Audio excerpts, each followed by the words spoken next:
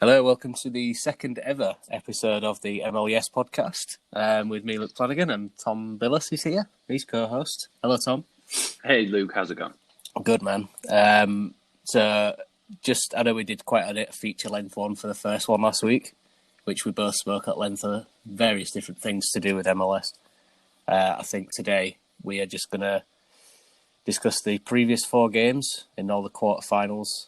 I suppose it's the semi-finals that it was of each of the respective conferences, and then preview the finals of the conference playoffs until we get to the ultimate final, I guess. So we've got four games to talk about, and we'll do them in the order that they appeared in. So I'm sure Tom's got everything he needs to say already.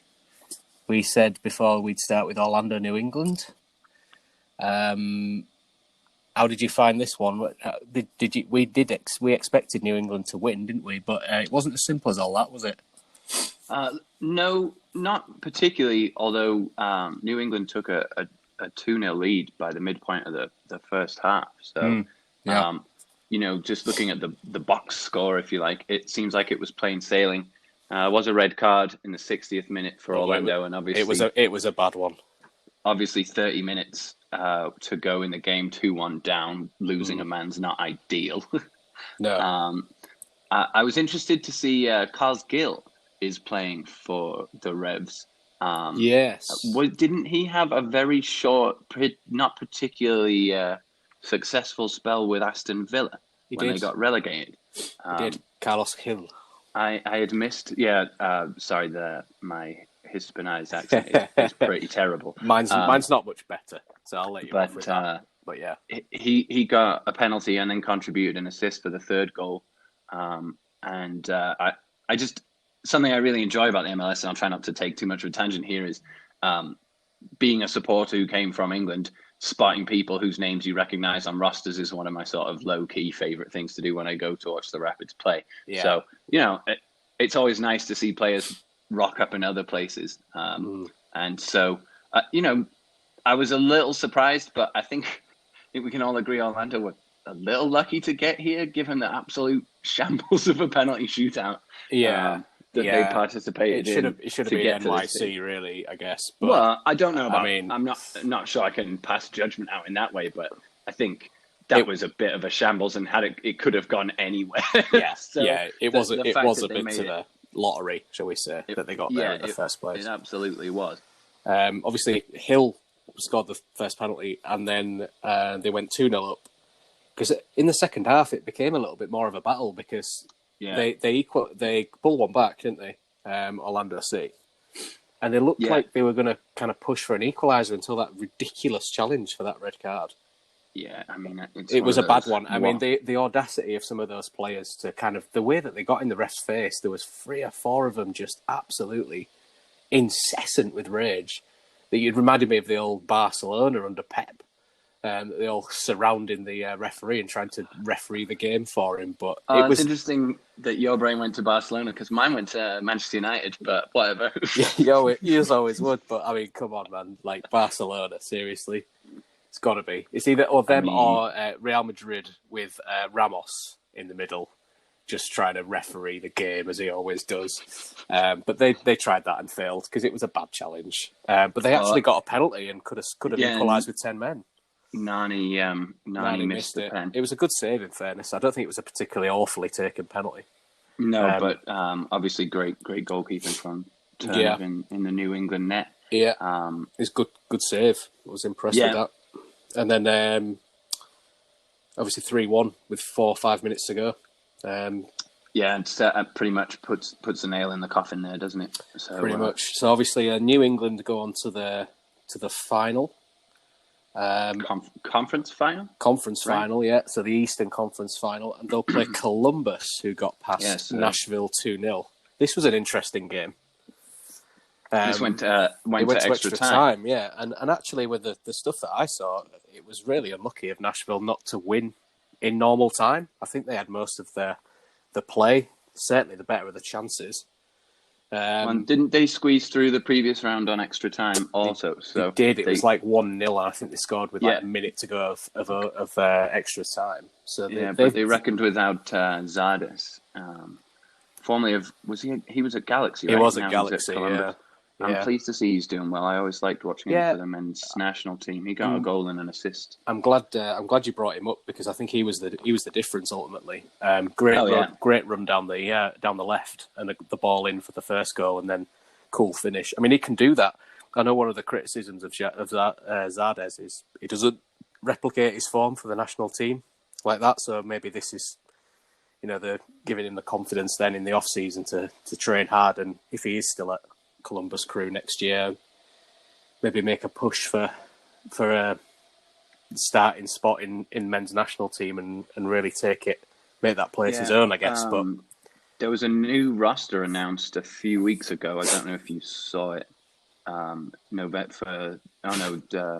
the November camp. They announced a largely MLS heavy roster. I'm just trying to pull it up because it's pretty traditional for the roster this time of year to be more from MLS based players. Yeah, although there are some from elsewhere. So I just pulled that up. I was wanting to see if he made the lineup. The Rapids got 3 players in. Nice, which was pretty great. I don't see his name on the roster, which is a shame because I really think that Zardes has a lot about his game. I think he's very fast. He can definitely finish. I think it's just a consistency error with it. But I was rated him at LA Galaxy when he was there. That was when I did watch previously, and he was that's where he was attached to. But obviously he's at Columbus now. But we'll see how them two get on. The Columbus versus the Revs in the Conference Eastern final. Yeah, that should be an interesting game, and it's 2 classic MLS teams. So when I think about MLS, it's like original founding teams, kind of. Yeah, Revs and the Crew, both pretty great names. And I've been to the Revs Stadium, which is also the Patriots Stadium, and it's quite an impressive stadium. So, I was saying boo words. Do we have to talk about Seattle grinding out a 1-0 win against Dallas, or can we just? I suppose you'll want to talk about it. I would kind of want to talk about that. I will admit that I think they were lucky to get by. It was. I mean, Ladero is the difference, right? He's so good. Pretty much, he kind of pulls all the strings. I mean, there's a couple of other good players in there. I mean, of course. It wasn't. I'm not meaning to diminish anyone else. I like Jordan Morris. Roldan will definitely kick a few people. Well, there's 2 of them as well. There's 2 Roldans and both kick pretty heftily. Are they related? I think they are. I think it's Christian and Alex. I think they are related. But just forming a tandem on the right, kicking everybody. That's it. Well, he used to kind of be used as a deep lining midfielder, Roldan. I remember, some years ago. But they've kind of shifted him out to the right, and he's an awful lot better now. I actually rate his game. Yeah, well, he's kind of playing in that defensive right-sided midfield. He tracks back and doubles over, kind of. But I mean, it's Ladero's corner kick again that saw Shane O'Neill, should I say, head the only goal of the game. So you are kind of right with Ladero at the centre of everything. Rui Diaz wasn't particularly. Shane O'Neill used to play for the Rapids. Or am I going completely nuts? Well, that goal was his first goal in 6 years. So what time to score? Gonna have to take a brief journey into Wikipedia real quick. Of course. This is what the internet is great for. Absolutely is.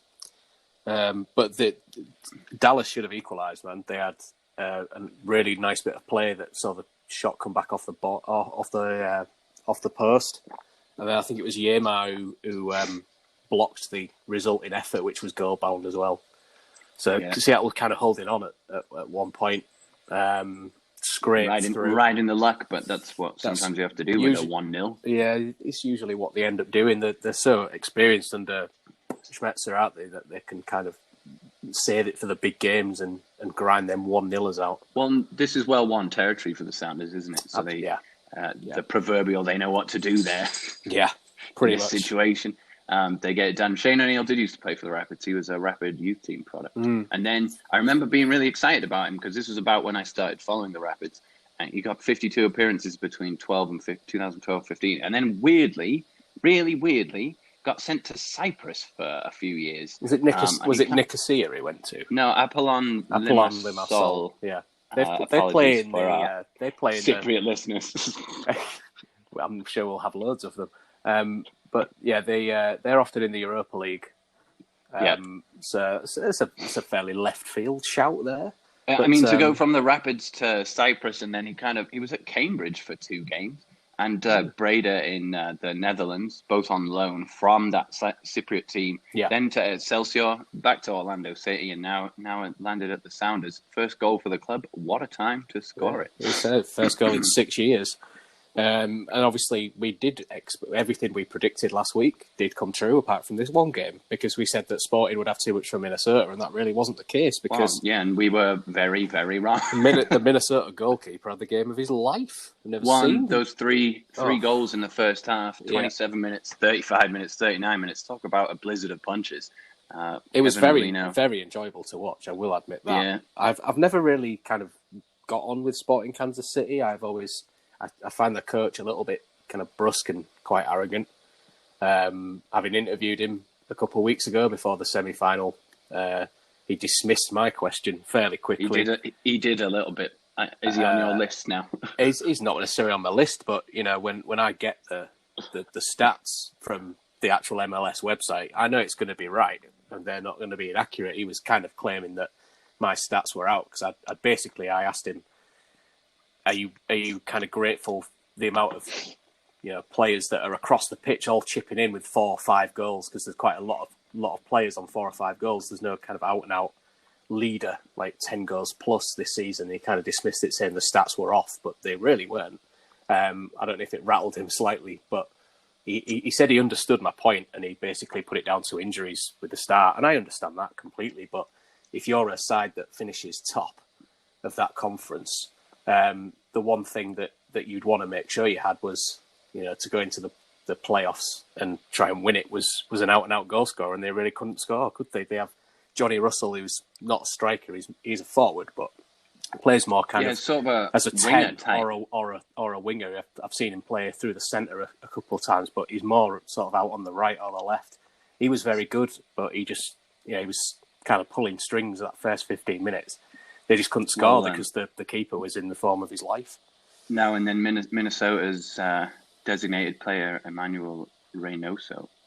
He was Again, good. Apologies if that's certainly wrong, but he got a hat trick of assists. Babelo. Which does that have a name? A hat trick of assists? I don't know if there's a specific term for it. I need to go read Tom Williams' book, Do You Speak Football, which has a bunch of football idioms in it. It's really good. We shall look about at halfway through it. But I mean, for all of Sporting's early pressure, Minnesota absolutely knocked the wind out of the sails, and after that, three goals in quick succession. They just couldn't recover. One of the things was that it's the first player in MLS history, because his nickname's Babelo, isn't it, Reynoso? First player in MLS history to record multiple 3-assist playoff games. He's done it in consecutive matches against the Rapids, and he's also assisted on 10 of the last 12 goals. So he's absolutely crucial to them. Yeah, and when they play Seattle, I'm sure that he'll get kicked all over the park.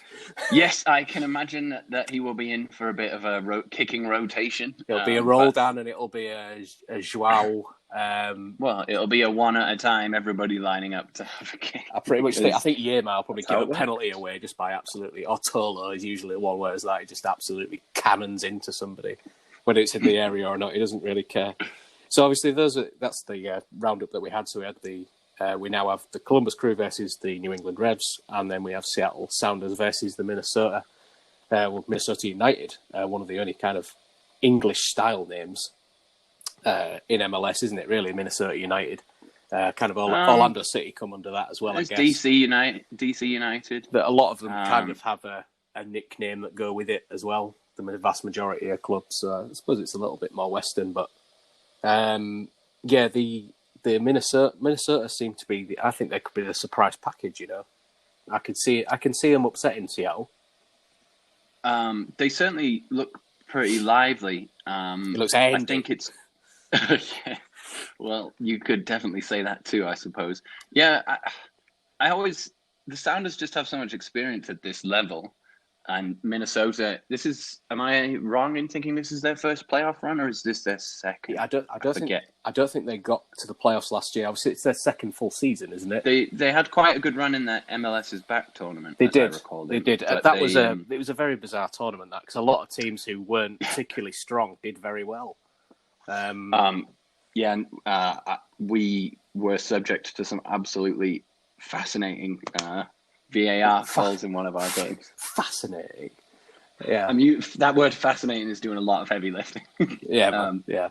You could replace it with perhaps baffling, confusing, overly enthusiastic. Perhaps all of these words would fit here. So the Sounders have got the experience. Minnesota, I think, perhaps more the kind of freshman enthusiasm. I'd really like to see Minnesota take this one.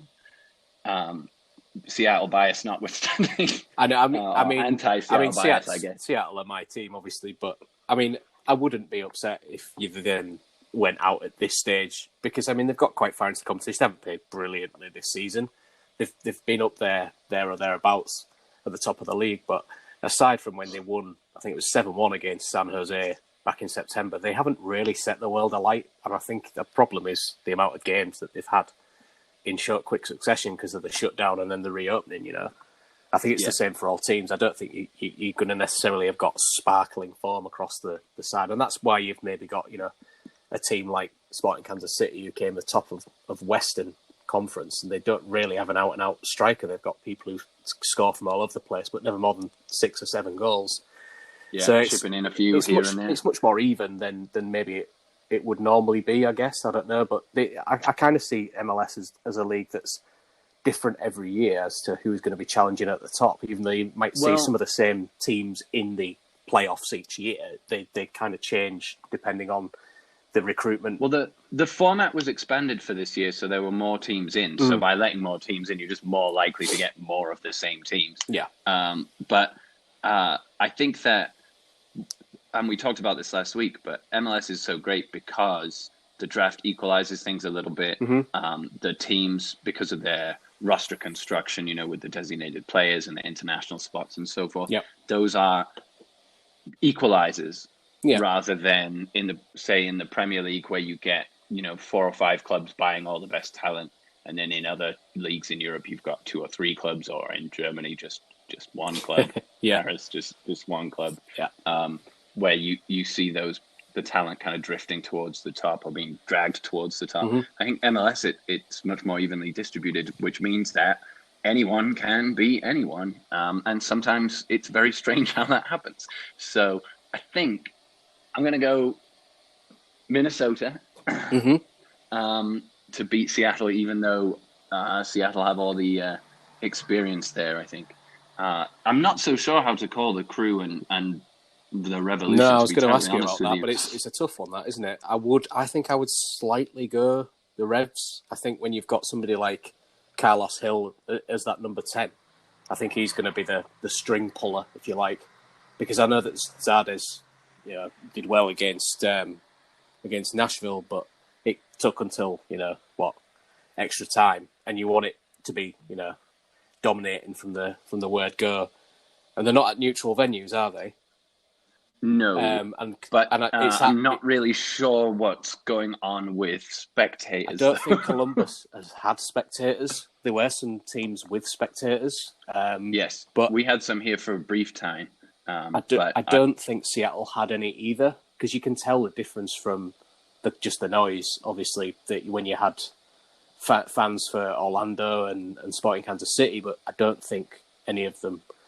It'll be at Seattle, the Minnesota-Seattle game, and it'll be at Columbus, the Revs and the Crew game. So I'm not sure how much of a difference that will make. One thing I will say is I think when there are fans there, the home team often has the ball more, and I think the Revs will quite happily play on the counter. And I think the same will be said for Minnesota. I think they'll be quite dangerous. I think Seattle play better. I think they'll be looking to bring Seattle onto them. I think Seattle play better when they counter. Some of the counter-attacking football the Sounders can play is unbelievable, but I think they struggle to break teams down when they have most of the ball. I don't know if that's fair or that's something you necessarily agree with, but that's what I kind of feel from watching them the back end of this season. Yeah, I think I would agree. I think that both teams would prefer to kind of do that countering, and that seems to be because they're both based around, a very, very smart ball playing number 10 who's got a great vision and likes to pull those strings and release players off of them. It's going to be the Lodero versus Berbelo derby. That's a pretty good. It's a Titanic South American clash. It is, if you will. It will. Yeah. So are you going to go for you're going for Minnesota? Are you going to go for? I think I will also go with you with that. What about the Columbus Revs game? I think I'm going with the Revs, but I can't tell you necessarily why. I just think Hill will have that bit too much class. It feels silly to both pick the same outcomes for both. I know. But it also feels rather unscientific to just pick the team that you didn't pick. So it's kind of a conundrum. I think I will go with Columbus just to offer a different opinion. Fair. I don't know that I have a particularly good reason for doing so other than that. Other than, the Crew's such a classic MLS team. I really rate Zardes. I think that they might just have a little bit too much, but I'm happy to be proved very wrong, and I'm excited to watch the game. It's this evening, right? I think it's 8 o'clock our time. 8 p.m. Goodness, don't need what is it for you? 3 o'clock in the morning? Yeah, I won't be watching it live, I will say, because I'll have to get up for work the next day, but I'll certainly watch the highlights when I get free time at either work or at home, which is very rarely. Then the next one is the 8th, which is Tuesday, right? Yes. So, yeah. And then also an unsociable hour for you, probably. Yeah.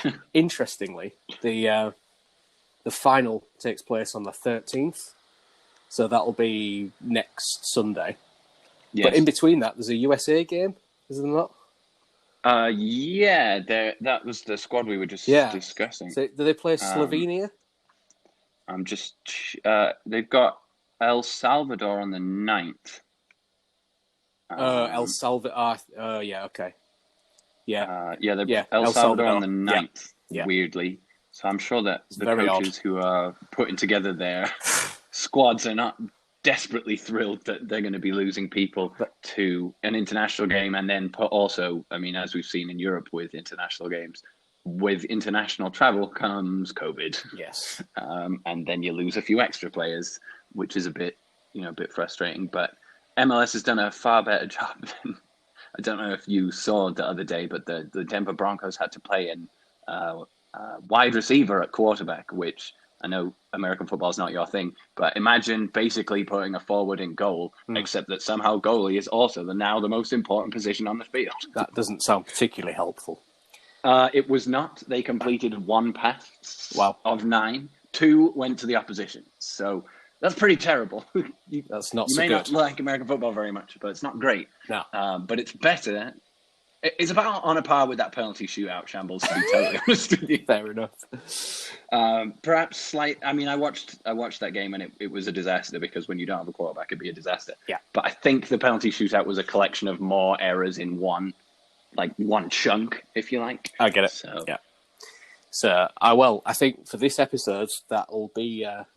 That's kind of it. That's what we needed to talk about. I think. Yeah, so I think what we should do next time out, I think we'll probably not be able to get together before the final. Probably not. Maybe a cheeky final preview, and then record the second half of the episode post-game and chat about it post-game. And then we're going to need to fill a few months while we wait for the new season. Well, I think what we could do is potentially look at different, we maybe focus on the Eastern Conference and look at the strongest teams for next year and see who's going to come back strong, and then do the same with the West.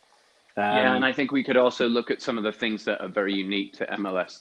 I think that's probably a good idea. People maybe not so familiar with if they're not familiar with MLS, like the draft and stuff. I know that there was a couple of people on the Twitter had said we need a draft for idiots episode. We are two idiots, so we can talk about the draft. 2 idiots presenting drafting. It'd be like Draft 101, I guess, that sort of thing.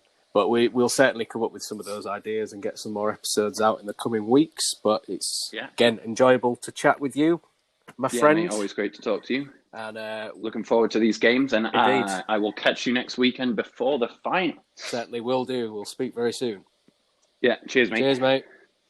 Bye. Bye.